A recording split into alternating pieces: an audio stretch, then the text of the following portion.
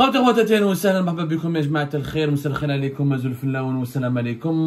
que vous allez bien, j'espère que vous vous portez bien. Elle appelle comme il y a un sujet extrêmement important. Et il est important d'abord pour la population algérienne. Tout le monde en parle. C'est le seul sujet, Balek, où les citoyens et les dirigeants algériens sont unis. Ils sont placés dans le même sac. Où là, ils se retrouvent dans le même panier. Où là, ils baignent dans la même baignoire, on va dire. C'est le sujet qui, à la fois, c'est peut-être la seule préoccupation devant laquelle les dirigeants comme les citoyens sont plus ou moins égaux. C'est le sujet des visas Schengen, les visas à l'étranger, les visas pour voyager à l'étranger, et notamment les visas Schengen.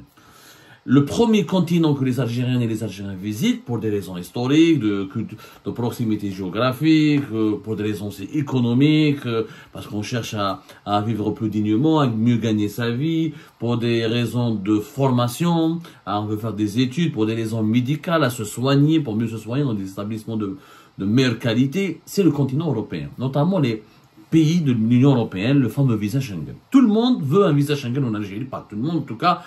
Tout le monde doit passer par un visa Schengen s'il veut aller voyager, aller dans un pays développé, profiter d'un pays développé, ou pour travailler, ou pour retrouver ses proches, ou pour faire du tourisme, ou pour se soigner, ou pour étudier, ou pour décrocher un poste d'emploi, ou là un travail, ou là émigrer carrément pour avoir de meilleures conditions de vie. Le visa Schengen est une préoccupation extrêmement importante. En 2023, les Algériennes et les Algériens ont demandé plus de 474 000 visas Schengen. Rien que pour la France, c'est plus de 278 000 visas qui ont été demandés obtenus par les autorités, par les Algériens et les Algériens. Plus de 270 000. Non, demandés. Les chiffres demandés, plus de 300 000 visas français demandés par les Algériens et les Algériens. Les visas Schengen pour la France. Vous auriez bien compris, c'est quand même, le visa Schengen est extrêmement important pour les Algériens et les Algériens, et notamment, la France constitue plus de 50%, on va dire, des demandes de visa Schengen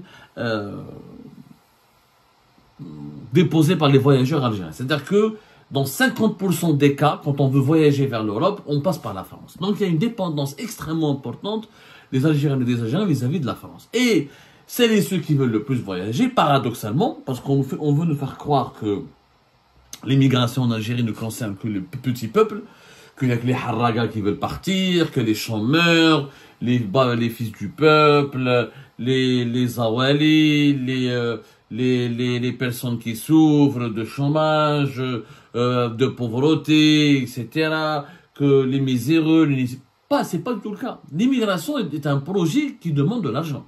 C'est un investissement qui est malheureusement inaccessible à énormément aux masses populaires. C'est vrai qu'il y a des haragas, c'est vrai qu'il y a des pauvres qui veulent quitter le pays, mais il y a aussi la majorité, dans la majorité des cas, la majorité des fils la majorité des dirigeants algériens de leur famille habitent ou ont des parents, ou ont des enfants, ou là des amis qui habitent à l'étranger.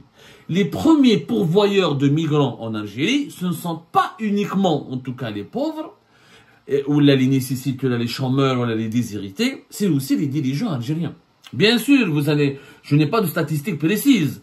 Je ne peux pas vous dire que sur les 474 000 demandeurs de visa Schengen, ils ne sont pas tous issus des familles des dirigeants algériens. Bien sûr, il y a énormément de pauvres, de nécessiteux, de citoyens lambda qui en ont marre de vivre dans des mauvaises conditions en Algérie et qui veulent partir. Bien sûr que les demandeurs de visa Schengen ne sont pas tous des candidats à l'immigration. Il y en a qui partent juste pour aller faire des études, pour se soigner, ou là pour revoir leur famille et revenir. D'ailleurs, on n'a jamais eu une enquête, je n'ai jamais cessé de réclamer une enquête sur le taux des visas qui sont respectés, les visas qui sont respectés, et le taux de respect ou de respect des dispositions des visas, c'est-à-dire combien de visas ont été pris et combien de visas ont été violés, parce que là, il y a beaucoup de migrants, ils prennent des visas de 1 mois, 2 mois, et hargo avec des visas. Ils sont pas venus des harakas, ils sont pas venus à bord d'une embarcation de fortune, ils n'ont pas traversé dangereusement la Méditerranée, mais ils viennent avec des visas touristes de court séjour, mais ils ne reviennent jamais. On n'a jamais une enquête ou là une étude plus ou moins sérieuse.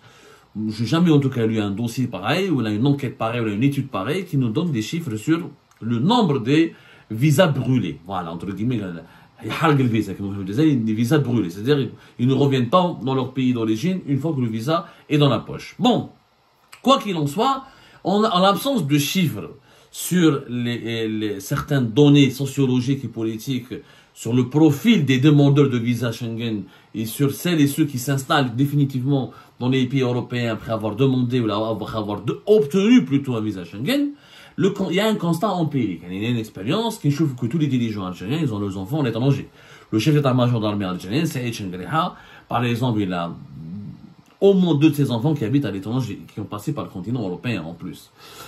Plusieurs ministres, plusieurs anciens ministres, plusieurs généraux, anciens généraux, des simples fonctionnaires de l'État, jusqu'aux dirigeants les plus importants de l'État. Il y en a énormément qui sont partis à l'étranger, ou là qui ont vécu à l'étranger, qui sont revenus, ou là qui ont des enfants qui vivent à l'étranger, ou là qui ont des enfants qui sont partis à l'étranger.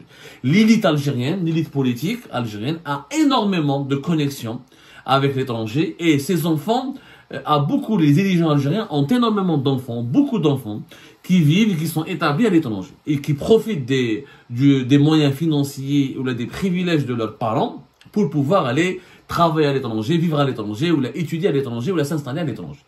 Bon, on ne le dit pas assez, on le dit de façon populaire, on le dit de façon démagogue. Il n'y a pas de chiffres, on n'arrive pas à quantifier, parce que là, il faut des enquêtes plus sérieuses. Mais on peut estimer, moi, d'après mon expérience, et sur mon expérience de terrain, au moins 20%. Je dis bien au moins 20%. Dans les 474 000 visas Schengen qui ont été demandés par les Algériens et les Algériens ont été demandés par la nomenclatura algérienne et ses proches, c'est-à-dire que les dirigeants algériens, leurs enfants et leurs amis. Au moins 20%, ce qui nous fait presque 50 000. Je dirais au moins 50 000 personnes chaque année, issues directement du régime algérien, veulent partir à l'étranger, ou la s'installer à l'étranger, ou la vont faire des affaires à l'étranger, ou la veulent aller étudier à l'étranger. Ça, c'est des chiffres que je dresse en m'appuyant sur mon expérience de terrain. Quand je vois le nombre de fois où j'ai découvert des biens immobiliers appartenant à des dirigeants algériens, le nombre d'enfants, ou là de filles, ou là de voisins, ou là d'amis, ou là de proches des dirigeants algériens civils comme militaires qui sont établis à l'étranger. Je dirais au bas mot 20%, je suis gentil. Ça peut aller même jusqu'à 30%. Mais la moyenne, elle est de 50 000. Déjà, c'est extrêmement important. C'est pour vous dire que la problématique des visas, elle touche d'abord les dirigeants avant de toucher la population. Parce que le dirigeant algérien, il n'a pas... C'est quoi le privilège du pouvoir? Le privilège du pouvoir, c'est pas uniquement d'avoir un bon salaire, un logement de fonction, un chauffeur, des gardes du corps, et pouvoir faire des affaires. C'est aussi pouvoir voyager à l'étranger. Si un dirigeant algérien n'arrive pas à voyager à l'étranger, il ne peut pas passer des vacances en Espagne, ou là en Italie, ou là en France, il ne peut pas aller à Paris, ou là à Marseille, ou là à Lyon, ou là à Barcelone, ou là à Rome, etc. Là, le goût du pouvoir est amer. Ça sert à quoi d'avoir du pouvoir et de rester uniquement en Algérie? C'est vrai que le Bdépin ou c'est des fraudes. Non. Le véritable pouvoir aussi en Algérie, c'est aussi de pouvoir voyager à l'étranger, de s'évader à l'étranger et de profiter de la qualité de vie, du confort, du luxe et du prestige de ces pays développés occidentaux. Donc, c'est important pour les dirigeants algériens d'accéder et de disposer, d'obtenir facilement des visas. Je vous dis ça parce que dans cette émission, on va vous expliquer comment la France utilise régulièrement l'arme fatale des visas pour faire plier le régime algérien. Parce qu'on a beaucoup parlé de la relation spéciale entre Emmanuel Macron et Abdelmadjid Tebboune et leur dernière rencontre le 13 juin dernier en marge des travaux du G7 et qu'on a appelé cette rencontre était étrange. Dès qu'Abdelmadjid Tebboune arrive en France, le premier dirigeant étranger avec lequel il s'entretient, c'est Emmanuel Macron, alors qu'Abdelmadjid Tebboune est arrivé en Italie, c'est pas en France, le G7 est organisé en Italie, pas en France. On est censé quand même rencontrer d'abord les dirigeants du pays hôte avant de rencontrer un autre dirigeant étranger. Donc il y a eu des interrogations qui ont été soulevées. On a répondu à plusieurs de vos questions concernant la spécificité des relations franco-algériennes et la spécificité des relations personnelles entre Emmanuel Macron et Abdelmadjid Tebboune. Mais il y a encore un sujet encore plus important, c'est que le régime algérien, il est lié à la France. Il dépend de la France parce que c'est le seul pays qui délivre le plus de visas aux Algériens et aux Algériens. Et voilà.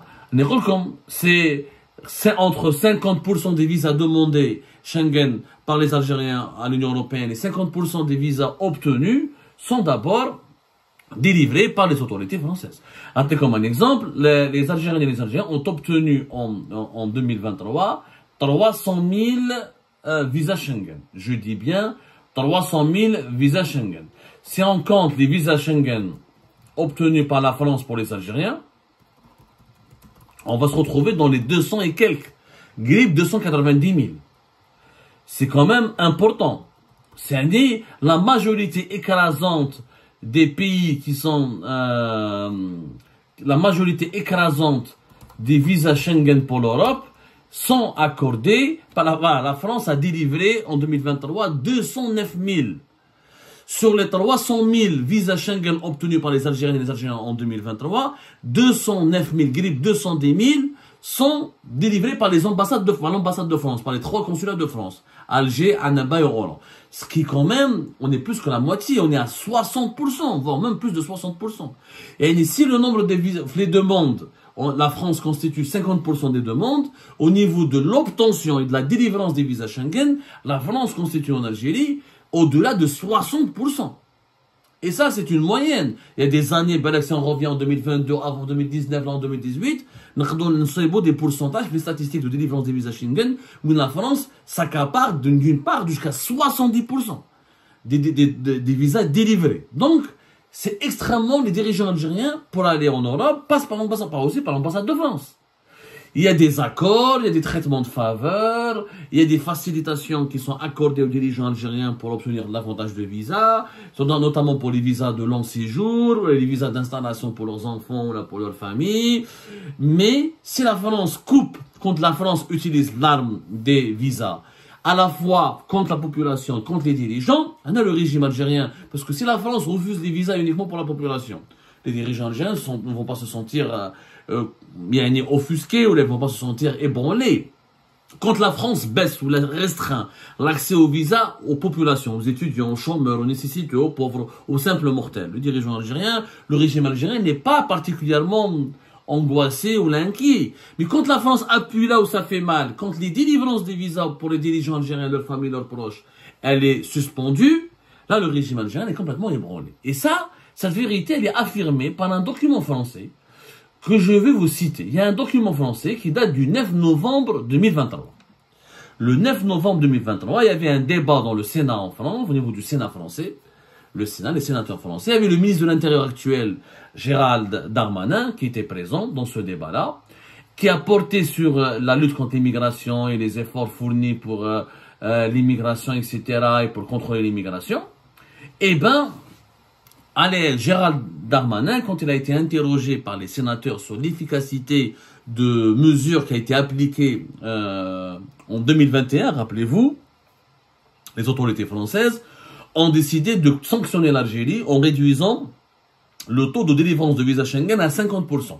Parce que l'Algérie en 2021 ne voulait pas accorder ou la délivrer les fameux laissez-passer consulaires qui permettent aux autorités françaises d'expulser les ressortissants algériens qui font l'objet d'une procédure d'éloignement du territoire français, notamment les délinquants, qui sont les migrants, qui sont les ressortissants algériens qui sont arrêtés en France pour des crimes, pour de la délinquance, pour des actes de vol, pour des sabotages, pour troubles à l'ordre public, pour des affaires de délits sexuels, etc., que la France veut donc expulser. Et l'Algérie doit donner un laissez-passer consulaire à travers les différents consulats algériens qui sont établis sur le territoire français pour permettre à ces ressortissants algériens de monter dans un avion pour que les autorités françaises puissent les expulser. Ils doivent monter dans un avion et que l'Algérie doit les récupérer. Et ben, lorsque ça a touché 50%, regardez ce que dit le ministre de l'Intérieur français à propos de l'efficacité de cette mesure de réduction drastique qui a été prise en 2021 de 50% la délivrance le taux de refus a augmenté de 50%. On a réduit le nombre de visas délivrés pour les dirigeants algériens, pour les Algériens tout court, à 50%. Et vous allez comprendre que cette réduction a davantage touché les dirigeants que la population. Parce que les Français sont intelligents. Les Français ont bien compris que refuser le visa à un étudiant, à un simple étudiant, à un simple pauvre, à un chômeur, ça ne va rien changer à la politique du régime algérien. Les Français, les autorités françaises ont commencé à donner des refus de visa, d'abord aux dirigeants algériens, à leurs familles, à leurs proches et aux représentants officiels de l'État algérien. Gérald Darmanin dans ce document du 9 novembre 2023. les Français ont du mal à comprendre que l'on puisse accorder beaucoup de visas à un pays qui, en retour, ne délivre quasiment aucune identification permettant d'établir des laissez-passer consulaires. Je m'inscris en faux sur le fait que le rapport de force instauré par le président de la République, Emmanuel Macron, n'aurait pas été couronné de succès. Au lendemain de la crise du Covid-19, le nombre de laissez-passer consulaires avoisinait les 3 à 10% pour les 3 pays du Maghreb. L'Algérie, le Maroc et la Tunisie. Aujourd'hui, notamment pour l'Algérie et le Maroc, le nombre de laissez-passer consulaires accordés dépasse largement celui record de 2019. C'est Gérald Darmanin qui le dit. Il le dit dans un rapport du Sénat français que le fait d'avoir sanctionné les pays du Maghreb, notamment l'Algérie, vous allez voir les chiffres, l'Algérie, c'est le premier pays pourvoyeur de migrants expulsables ou que la France veut expulser de son territoire.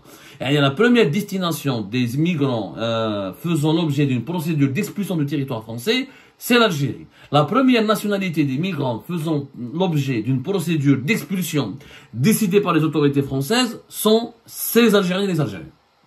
Donc, Gérald Darmanin, ça a été très efficace. On a obtenu, après cette sanction qui a été appliquée en 2021, et elle a été levée durant les deuxièmes semestres de l'année 2022, puisque Emmanuel Macron a effectué une visite d'État importante en août 2022 à Alger, à Oran, et que les relations se sont améliorées en 2022 après une crise, après 2 années de crispation en 2021 et en 2020, et que grâce à cette sanction, qui a trop fait mal énormément au régime algérien, eh ben, le taux d'obtention des consulats ou des laissez-passer consulaires a énormément augmenté.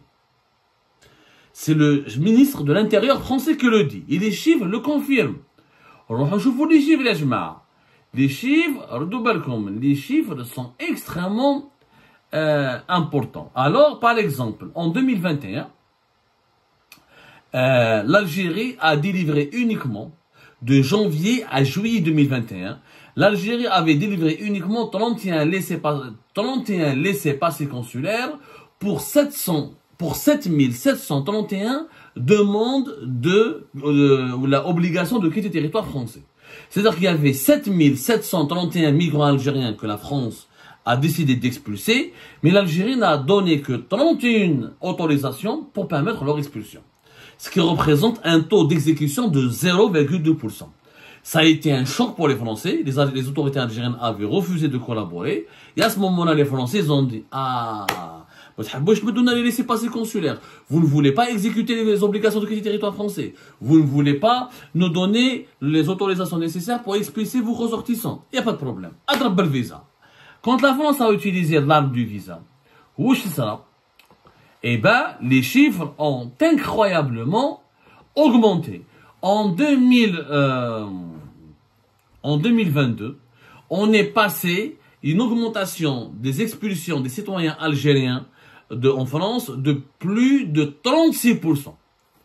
Je dis bien une augmentation de 36%. C'est quand même par rapport c'était en 2023, pardonnez-moi, c'était ça c'était en 2023.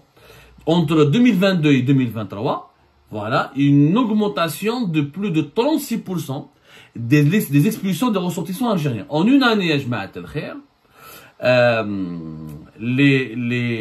l'Algérie a permis, elle a collaboré positivement et activement pour l'expulsion de 2562 migrants algériens que la France a voulu donc éloigner de son territoire. On est passé de 31 cas en 2021 à 2562 entre 2022 et 2023. Une augmentation de plus de 36% donc de l'obtention des laissez-passer consulaires. Je vous dis que l'arme de visa, elle a complètement déstabilisé le régime algérien. Au départ, le régime algérien a voulu faire un bras de fer, il a été courageux avec la France, il a voulu défier la France. Quand la France a utilisé l'arme des visas, paf, le régime algérien était obligé d'accepter un compromis et d'augmenter de 36% la délivrance des laissez-passer consulaires. C'est quand même impressionnant. Regardez le chiffre de 2562, 2022-2023, et quand même, c'est un chiffre de 2023, c'est même pas 2022, c'est uniquement en 2023, l'augmentation de 36% par rapport à 2022, et c'est une augmentation de l'année de 1000% par rapport à 2021. Il faut savoir qu'auparavant, la France n'a jamais expulsé autant d'Algériens. Les chiffres en 2019, la France a expulsé 1652 ressortissants algériens. En 2020, uniquement 389. En 2021, 34. 34 et 5 sur les 2 premiers mois de l'année 2022.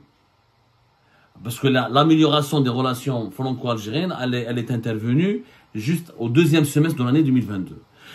En 2023, 2500 et quelques ressortissants algériens, c'est un record. Jamais il y a eu autant d'expulsions de ressortissants algériens.